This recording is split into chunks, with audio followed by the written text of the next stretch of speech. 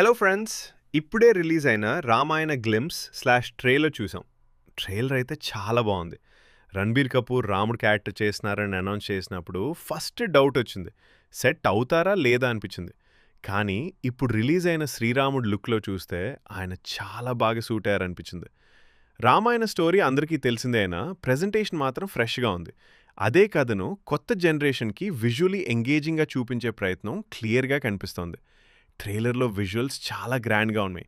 Ayodhya sets, war sequences, forest scenes all చాలా రిచ్గా మరియు డీటెయిల్గా చూపించారు. ట్రైలర్ టోన్ చూస్తుంటే మన ఒరిజినల్ ఎపిక్కి స్టిక్ అయ్యేలా తీసినట్టు అనిపిస్తుంది. అన్నెసరీ చేంజెస్ లేకుండా రెస్పెక్ట్ఫుల్గా హ్యాండిల్ చేసినట్టుంది. బ్యాక్గ్రౌండ్ స్కోర్కి వస్తే ఏఆర్ రెహమాన్ వర్క్ చాలా పవర్ఫుల్గా ఉంది. విజువల్స్కి పర్ఫెక్ట్ సపోర్ట్ ఇస్తూ ట్రైలర్ ఇంపాక్ట్ని ఇంకో లెవెల్కి తీసుకెళ్ళింది. ఇంకా ఒక ముఖ్యమైన విషయం, విఎఫ్ఎక్స్. ఈ సినిమాకి విఎఫ్ఎక్స్ డీనెక్ చేసింది.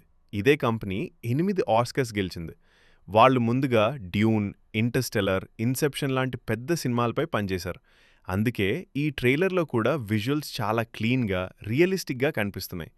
ఫారెస్ట్ సీన్స్ చూస్తే రాముడు, సీత, లక్ష్మణుడు వనవాసం ఎపిసోడ్ని గుర్తు చేస్తాయి. న్యాచురల్ లొకేషన్స్, కామ్ టోన్ అవి అదే ఫీల్ ఇస్తున్నాయి. వార్ విజువల్స్ చూస్తే లంకా యుద్ధం స్కేల్ చూపించేలా ఉన్నాయి. పెద్ద ఆర్మీస్, భారీ స్టేజింగ్, ఎపిక్ బ్యాటిల్ సెటప్ క్లియర్గా కనిపిస్తోంది. హీరో ఇంట్రొడక్షన్ షాట్స్లో కామ్ ప్లస్ కంపోజ్ లుక్, రాముడి ధర్మ స్వభావం రిఫ్లెక్ట్ అవుతుంది. విలన్ ప్రెజెన్స్ చూస్తే ఇంటెన్సిటీ స్ట్రాంగ్గా ఉంది.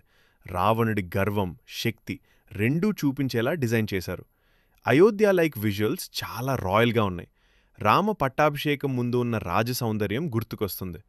మొత్తంగా చూస్తే నోన్ ఎపిక్ స్టోరీని మోడర్న్ సినిమాటిక్ స్కేల్లో స్ట్రాంగ్ విజువల్స్, మ్యూజిక్, విఎఫ్ఎక్స్తో చాలా సాలిడ్గా ప్రెజెంట్ చేశారు.